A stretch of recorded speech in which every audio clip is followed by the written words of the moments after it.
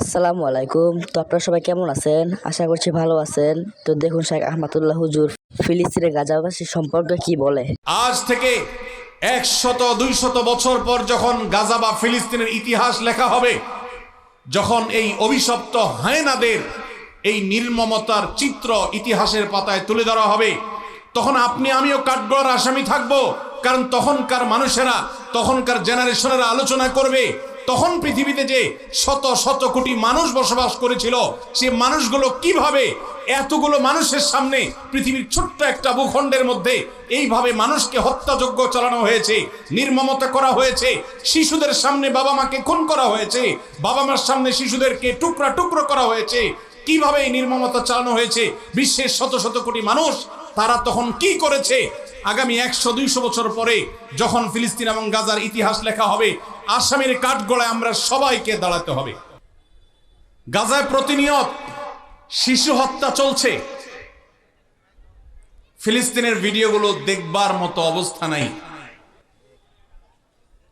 একটু আগে একটা ভিডিও দেখছিলাম, আল্লাহ তাআলা আমাকেও একটা বাচ্চা দিয়েছেন 8-10 বছরের।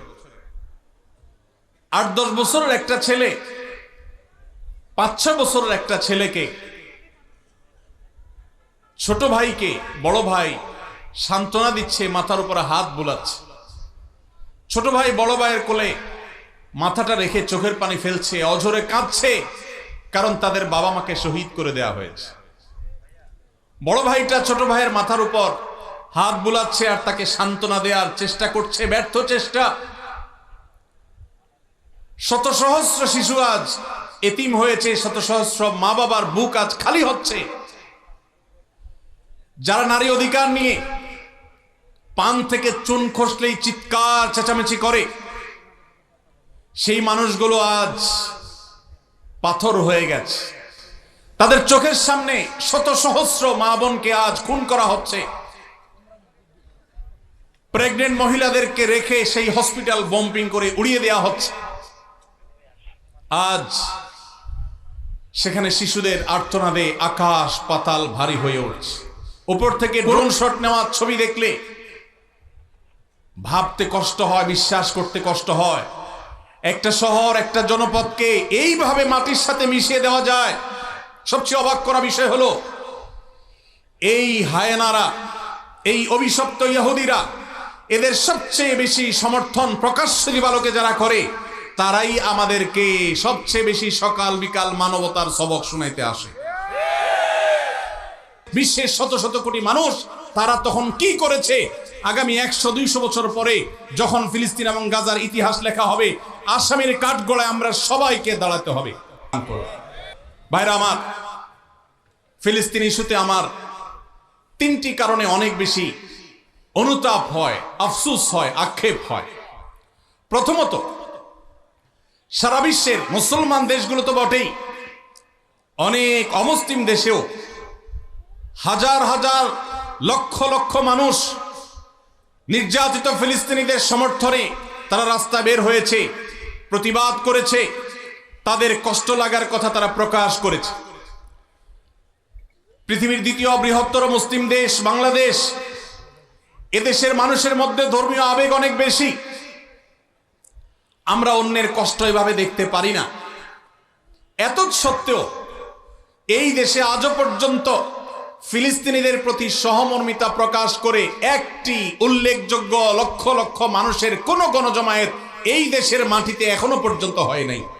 আমরা ফিলিস্তিন ইস্যুতে সকল দল মত চিন্তা দর্শনের ঊর্ধ্বে উঠে মানবিকতার জায়গা থেকে সবাই এক কাতারে দাঁড়িয়ে একটি বারের জন্য বিশ্বকে আমরা জানিয়ে দিতে পারি, বাংলাদেশের মানুষজন আমরা ফিলিস্তিনি মাজলুম মানুষদের সাথে আছি। আল্লাহ আমাদের সবাইকে সেই তৌফিক দান করুন। এই ইতিহাস এই দেশে রচনা হোক, আমরা সেই দোয়া রব্বে করিমের কাছে আজকে ফরিয়াদ করছি। আল্লাহ আমাদের এই একটা মিছিল, একটা প্রতিবাদ, একটা বার্তা বিশ্ব মিডিয়াকে দেওয়ার মতো কাজ এখনো পর্যন্ত এই ভূখণ্ড থেকে আমরা করতে পারি নাই। এর চেয়ে বড় লজ্জার বিষয় আর কিছু হতে পারে না। আল্লাহ আমাদেরকে সেই তৌফিক দান করুন। দ্বিতীয় আমার আফসোসের কারণ ফিলিস্তিন ইস্যুতে, আপনারা জানেন অন্য অমুসলিম দেশগুলোতে পর্যন্ত, খোদ আমেরিকাতে পর্যন্ত ইহুদিদের বিভিন্ন প্রোডাক্টগুলোকে অত্যন্ত কার্যকরভাবে বয়কট করা হয়েছে। আমাদের এই দেশে প্রত্যেকটা দোকানে দোকানে, প্রতিটা দোকানে দোকানে আপনি পাবেন ইহুদি পণ্যে পরিপূর্ণ ভরপুর সয়লাব।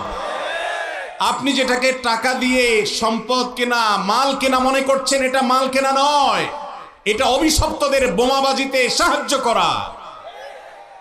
লজ্জার বিষয়, কার্যকরভাবে বাংলাদেশে এখনো পর্যন্ত ফিলিস্তিন ইস্যুতে আমরা একটা বয়কট কার্যকরভাবে করতে পারি নাই।